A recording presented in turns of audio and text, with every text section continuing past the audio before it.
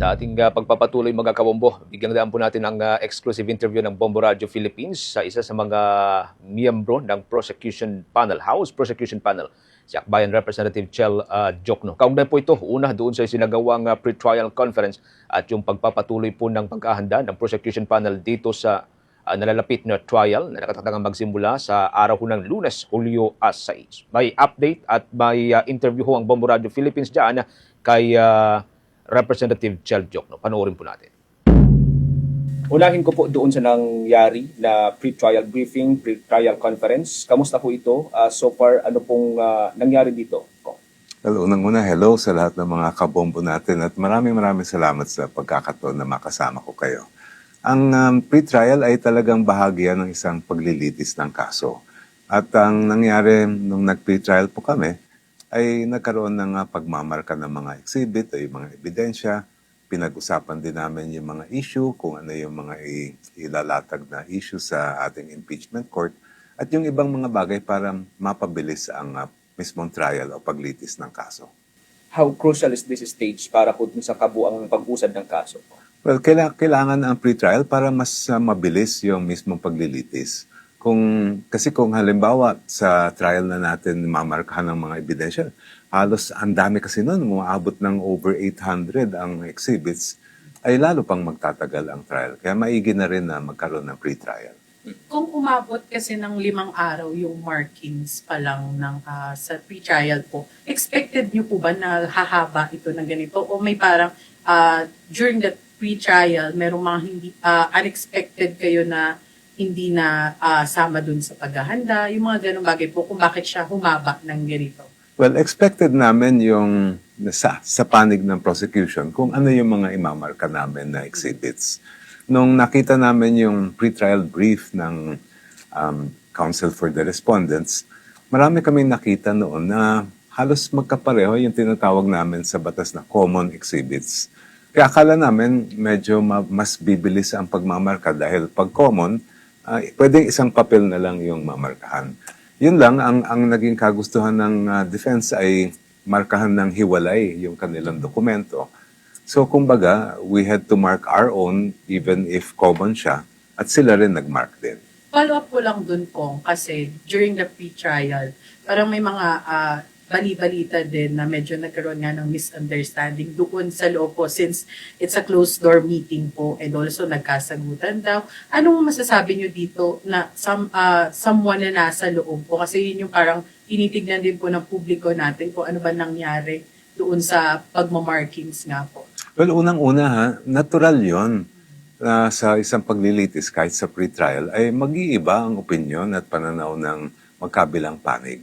Yan ay expected natin yan. Ano mang klaseng court case yan, hindi lang sa impeachment court, pati sa mga husgado natin.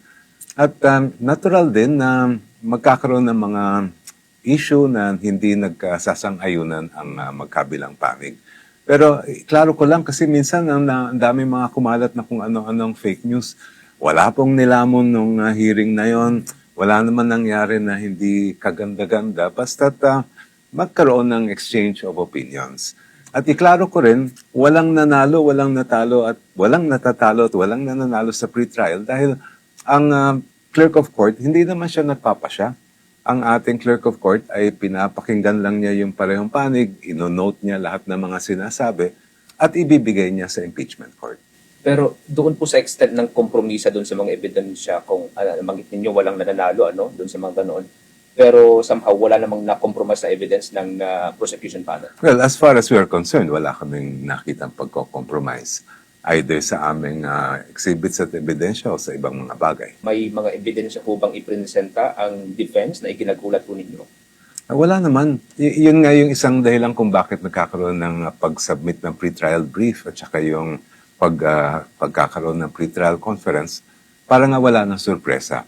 Lalong-lalo na pag mismong nalitis na yung kaso. Opo, sa part ng defense, although nagkaroon na po dati mga series of hearings sa lower house via Justice Committee, napansin po ba ninyo kung meron silang ikinagulat na ipiresenta ninyo na evidence?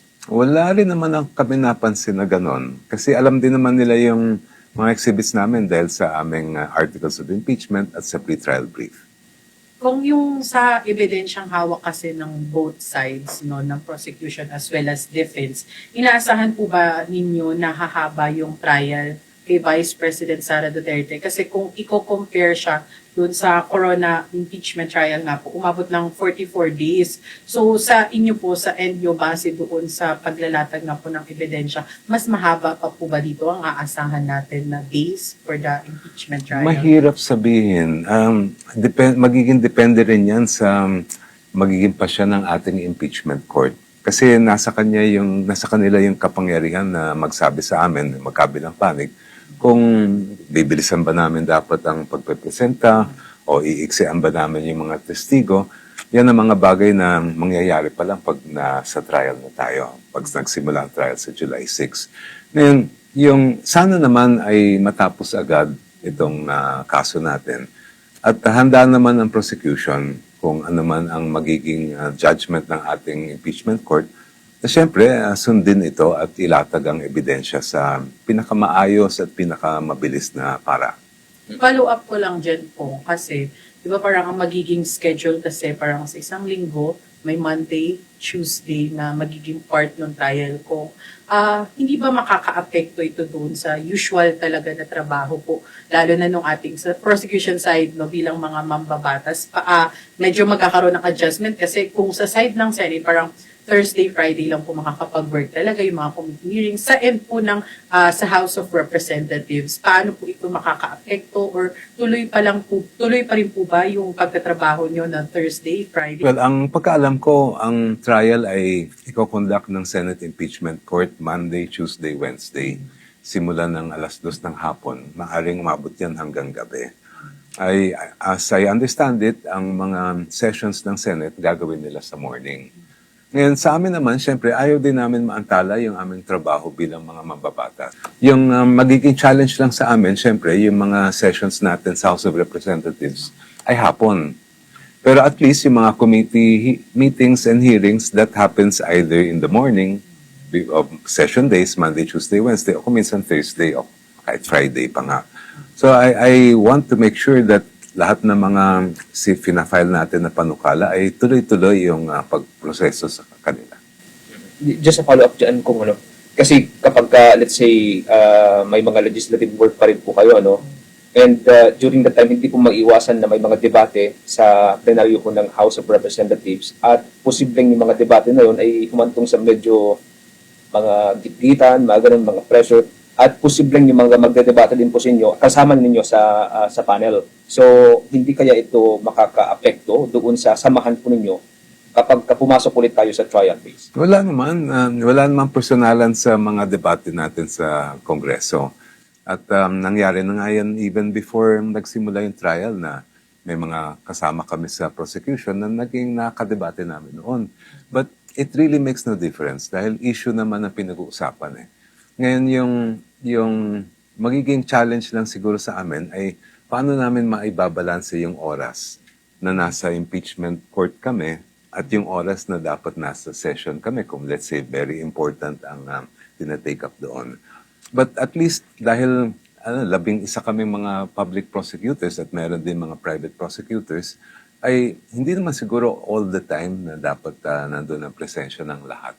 So I think we can find a way to balance it. As of now, wala pong anumang gitgitan in between members ng prosecution panel ko.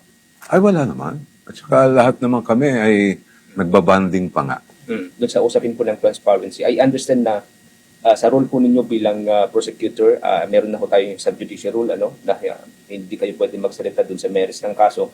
Ngayon, paano po natin magagawang kahit pa paano transparent yung kabuuan po ng trial na hindi tayo ginigipit nung subjudice rule na to? Well, unang-una, ang alam ko ay ila-live stream ang mga hearings natin sa Senate. So, ibig sabihin ay lahat tayo mapapanood natin. At actually, lahat tayo ay maghuhusga din kung ano yung mga ipepresentang mga ebidensya, yung mga sasabihin ng mga testigo. Maliban po doon, kahit na bawal kami magsalita tungkol sa merits, hindi naman pinagbabawal yung pagpapaliwanag kung ano yung nangyari. Hindi rin bawal yung pagpapaliwanag kung ano bang impeachment Bakit ba ganun ang pagpepresenta ng isang testigo? Dahil yun ang mga bagay na dapat maintindihan at malaman ng ating mga kababayan. Yung sa paper trail, yung sa mga documents po, doon sa paghawak sa ebidensya para doon sa 4 na allegations nga po. Paano po ninyo maiiwasan naman na magamit yung lawak ng mga documentation papers bilang paraan para maantala nga po yung constitutional mandate ng pagdilitis po kay Vice President Sara Duterte? Kasama sa aming paghahanda yon dahil malaking bagay syempre yung maayos at talagang madaling maintindihan na pagpepresenta ng ebidensya. Wala namang pinagkaiba yan sa court case na dapat pati sa korte natin ay maintindihan agad ng maestrado at lahat ng mga andon kung bakit ba natin iuupo itong testigo, ano bang gagawin ng testigong ito, bakit mahalaga itong ebidensya. At the end of the entire process, magkakaroon naman ng closing statement ang parehong panig. So doon natin may pagsasama-sama yung lahat ng ebidensya at lahat ng argumento ng magkabilang panig. Sa kabuuan po ng pre-trial conference kung may inaasahan pa po ba tayo? Kasi sabi ko ni Secretary Bantog, it's possible na magkaroon pa muli ng pre-trial conference kung sasabihin ng impeachment court na bubuksan yung green tax. Well, ganito yung nagiging proseso sa korte. Usually, pagharap ng mga abogado sa pre-trial conference sa harap ng maestrado, sasabihin niya na mag-marking muna kayo sa harap ng clerk of court. Lahat ng mga issues, i-simplify ninyo, sabihin niyo na yung mga testigo ninyo, at yung mga ibang bagay para mapabilis ang kaso. Pag natapos ang clerk of court, magbibigay siya ng report doon sa judge o set of judges. At maaring tawagin kami ng mga judge o dito sa mga impeachment court para maayos pa lalo yung magiging pagpepresenta ng ebidensya. So there is a possibility na the impeachment court will call us, baka may pwede mangyari sa July 6, para yung mga ibang bagay na hindi na resolba sa harap ng clerk of court ay ma-resolba sa harap ng impeachment court. Doon naman sa issue ng yung box nga na yan, ay meron nakapending na motion dyan. So magiging depende yan kung ano yung pagpasya ng ating impeachment court doon sa motion. Iyon hong box na to, kung sakali kung ipag-utos nga ho ng impeachment court na mabuksan ho ito, ready ko tayo na harapin kung ano man yung posibleng ipapile ng defense camp na case against ho sa prosecution team. Wala naman kami nakikitang ipafile ng defense camp, but kung ano man ang mangyari pag pumayag ang ating impeachment court na buksan yan, handa naman kami. The pre-trial order, gaano po ka importante na sa lalong madaling panahon ay mailabas po ito, sir? Well, yung pre-trial order, that will really be the basis ng buong pagtatrial ng kaso. Parang din sa court yan .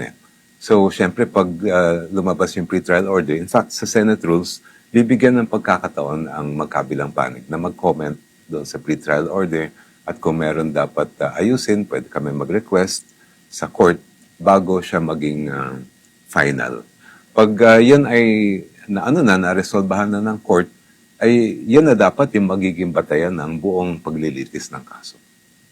Ayan ho mga kabombo, ang exclusive interview ng Bombo Radio Philippines kay Akbayan Representative Chal Diokno, isa sa mga miyembro ng House Prosecution Panel. Mas marami pa pong exclusive interview ang Bombo Radio Philippines sa mga susunod pang mga araw habang papasimulan na ang trial laban kay Vice President Sara Duterte. Impeachment trial laban kay Vice President Sara Duterte. And tulad po ng ating nababanggit sa inyo kanina mga kabombo Caster Nation, inyo pong mapapakinggan, mapapanood ang impeachment trial sa atin pong 32 fully digitalized AM at FM stations kapag nagsimulan na po ito.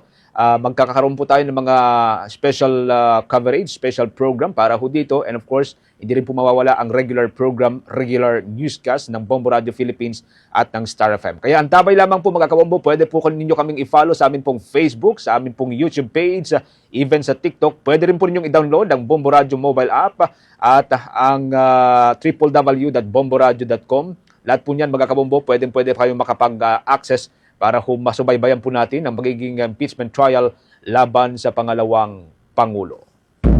For the most trusted source of news and information, visit our website at www.bomboradio.com. Follow us on Bombo Radio mobile app, Facebook, YouTube, TikTok, and X, formerly Twitter. Like, share, and stay connected. Anytime, anywhere.